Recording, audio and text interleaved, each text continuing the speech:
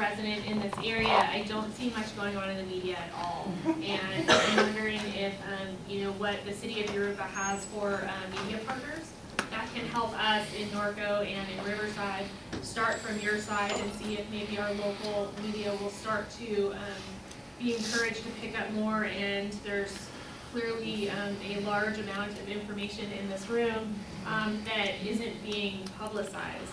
And so I was just curious what you felt like from Yoruba you might be able to help us with.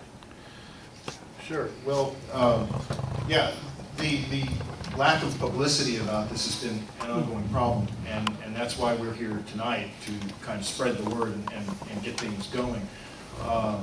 A lot of the things have just transpired in the last couple of months, with the cost being that percentage coming to us, and some other facts. And I've now lost my train of thought.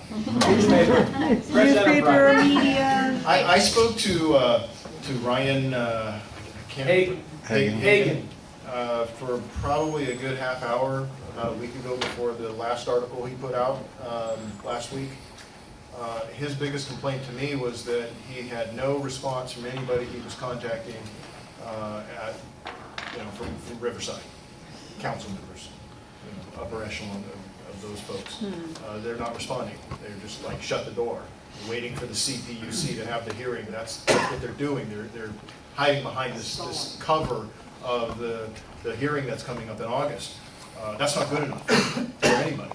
It's certainly not good enough for the residents, for you, and we feel the same way. So we are out there doing what we can to publicize this. We in fact put that letter I mentioned when I was speaking earlier, in essence a letter of protest for misleading and misrepresentation of incorrect facts. That, I'm not claiming who put that other letter out, the other chamber. Well, I don't know, I'm not saying it was the chamber, I'm not saying who it was, I just know that it exists. It was referred to in the State of the City by Mayor Bailey, and we just want the correct facts to be out there, because it's certainly easy when somebody says, we can't afford it, to say, oh yeah, they must have done the research, they know what they're talking about, I don't even need to get involved with this. Well, when you're not actually given any information, that's when you need, as residents, we step up to the plate, we say, enough's enough.